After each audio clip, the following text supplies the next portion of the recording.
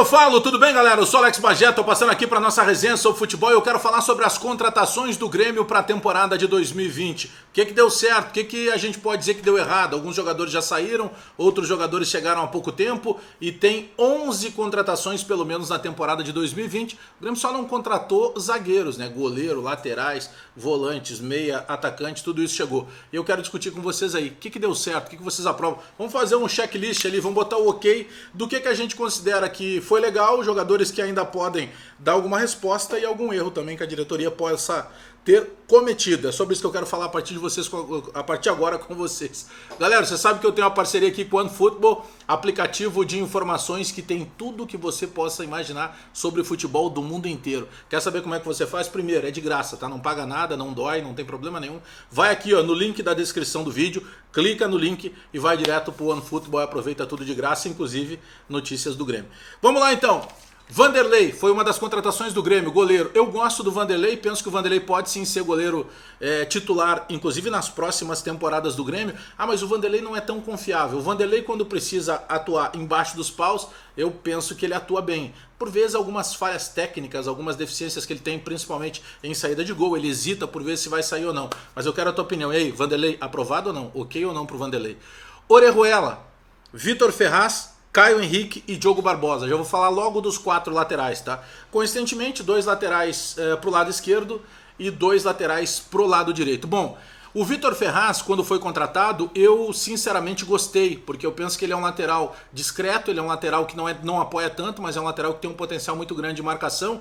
E o Caio Henrique, senhores, a gente em determinado momento até foi a fundo tentar descobrir o que tinha de contrato, se foi legal o Grêmio trazer ou não o Caio Henrique. Claro que foi legal. O Caio Henrique era jogador de seleção olímpica, o Caio Henrique é jogador selecionável, o Caio Henrique era um jogador que pertencia ao Atlético de Madrid e ele saiu justamente em função da pandemia, né? Porque tinha ali, o Grêmio poderia ter exercido um direito de compra numa cláusula e segurar o jogador, mas aí também, como não tinha dinheiro para fazer isso, naturalmente teve que ceder a uma cláusula de contrato que dizia que a partir do momento em que o Atlético de Madrid solicitasse, o Caio Henrique tinha que voltar. Então a gente falou do Vitor Ferraz da direita, do Caio Henrique da esquerda. Tem mais 2 laterais, tá? Quero falar do Orejuela, pra mim é a grande surpresa, porque o Orejuela que jogou no Cruzeiro já era um jogador de muita qualidade. Só que o Orejuela que chega no Grêmio, sabe, ele tinha recebido uma outra oportunidade, daqui a pouco ele assumiu numa lesão do Vitor Ferraz lá, e pra grande parte da torcida, e eu me incluo tanto como torcedor quanto jornalista, o Orejuela tem que ser titular absoluto da lateral direita do Grêmio.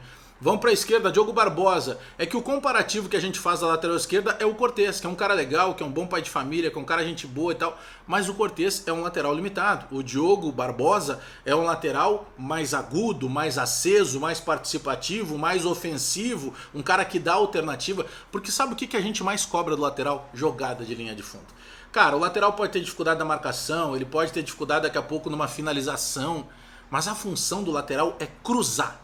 A função do lateral é ir na linha de fundo e cruzar, ou chegar na intermediária e cruzar. Mas ele tem que municiar os homens que vão estar mais próximos do gol, sejam zagueiros que vêm de trás, sejam atacantes. Mas o lateral tem que fazer isso. E o Bruno Cortez não consegue fazer, o Diogo Barbosa faz com muito mais habilidade. Vamos para o meio campo, anotei aqui para não esquecer todos, ó, tem uma listinha aqui, ó. Estão todos os 11 aqui. Vamos lá pro meio campo. Lucas Silva, pra mim uma das melhores contratações do ano do Grêmio. Ele deu uma oscilada, mas cara, geralmente quando ele tá em campo, a gente vai reclamar do Lucas Silva quando tem os 3 volantes sem articulação. Quando tem um articulador, que o problema do Lucas Silva passa a ser, a função, melhor dizendo, do Lucas Silva passa a ser apenas marcar, ele organiza o sistema de recomposição e ele dá um suporte de marcação fundamental pro time do Grêmio. Então eu dou ok aqui no Lucas Silva.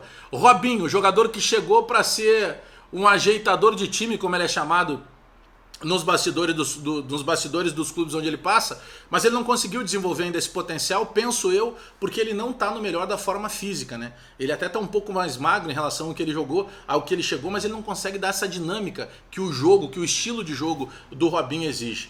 Bom, tô deixando um pro final aqui, tá? Diego Souza chegou e resolveu mais do que se imaginava os problemas do ataque do Grêmio. Pois é, Bagé, mas aí foi durante o Campeonato Gaúcho, foi durante o Clássico Grenal, mas aí quando o bicho pegou no Campeonato Brasileiro, com sistemas defensivos melhores, ele acabou de certa forma sumindo um pouco do jogo. Eu penso que seja muito mais em função do sistema de jogo que vem sendo desenvolvido pelo técnico Renato Portaluppi e pelo Grêmio. O Grêmio precisa ter linhas aproximadas, jogadores que possam chegar mais perto do gol para naturalmente acionarem o Diego Souza, ou pelo cruzamento ou pela bola para ele fazer a parede, para fazer a jogada de pivô, que aí ele tem muita qualidade. Eu aprovo o Diego Souza. Luiz Fernando, jogador que quando foi contratado, eu confesso a vocês, critiquei muito. Vem cá, o cara é reserva no Botafogo, não ganhou oportunidade no Botafogo, ele vai chegar para receber oportunidade no Grêmio? Tá errado, dá oportunidade para os meninos. Mas os últimos jogos do Luiz Fernando, ele tem demonstrado que parece que ele está se encaixando um pouco mais, e eu penso que para grupo ele seja um jogador sim interessante. Everton Cardoso, baita de jogador, com a passagem dele lá no São Paulo, no Flamengo, se a gente pegar o melhor Everton Cardoso, serve demais para o Grêmio. Só que o Everton Cardoso, ele tem uma sequência de lesões que preocupa. Claro que ultimamente ele não entrou em campo porque ele acabou sendo infectado pela Covid-19. Mas ele chegou no Grêmio mostrando uma régua tipo Diego Souza. Ele chegou e mostrou, pelo menos do que eu esperava dele, muito mais. Né? Finalização, fazendo gol de longa distância, chutando muito de fora da área, fazendo a jogada por dentro, tabelando com o lateral, dando a jogada de profundidade. Então eu penso que seja um jogador sim para grupo. Thiago Neves, deixei ele por último, tá? Cara, não tem mais o que falar muito do Thiago Neves, já tá jogando no Sport Recife, que ele siga a vida dele. Ele veio para o Grêmio e aí, por exemplo, quando eu trouxe a notícia do contrato do Thiago Neves, da cláusula absurda que tinha do Thiago Neves, de jogos que ele tinha que pelo menos assinar súmula, não precisava entrar em campo, sabe por que que isso ganhou peso? Primeiro porque era verdadeiro, mas segundo porque ele não entregou dentro de campo. Porque se ele entrasse jogando bem, com as oportunidades que ele recebeu por parte do Renato, o último jogo do Thiago Neves, a gente perdeu pro Sport Recife por 2-1 em casa, ele foi titular. Ou seja, o Renato estava já ajeitando o lugar do Thiago Neves, mas o Thiago Neves não se ajudou. Então vamos lá. Vanderlei, Vitor Ferraz, Orejuela, tô olhando aqui para não esquecer, Caio Henrique, Diogo Barbosa, Lucas Silva, Robinho, Diego Souza, Thiago Neves, Luiz Fernando e Everton Cardoso. Os 11 contratados do Grêmio para a temporada 2020. E aí, quais que o Grêmio acertou e quais que o Grêmio não deveria ter trazido? Agora é contigo, deixa o comentário aí que a gente vai pra resenha. Abraço todo mundo aí, dá o like no vídeo, dá o joinha pra gente fortalecer a resenha, te inscreve no canal, espalha nos grupos de WhatsApp e aperta o sininho pra receber as notificações do canal. Abraço todo mundo aí, até daqui a pouco. 11 contratações, quem não deveria ter vindo? E quem foi legal chegar no Grêmio? Responde aí. Abraço todo mundo, até daqui a pouco.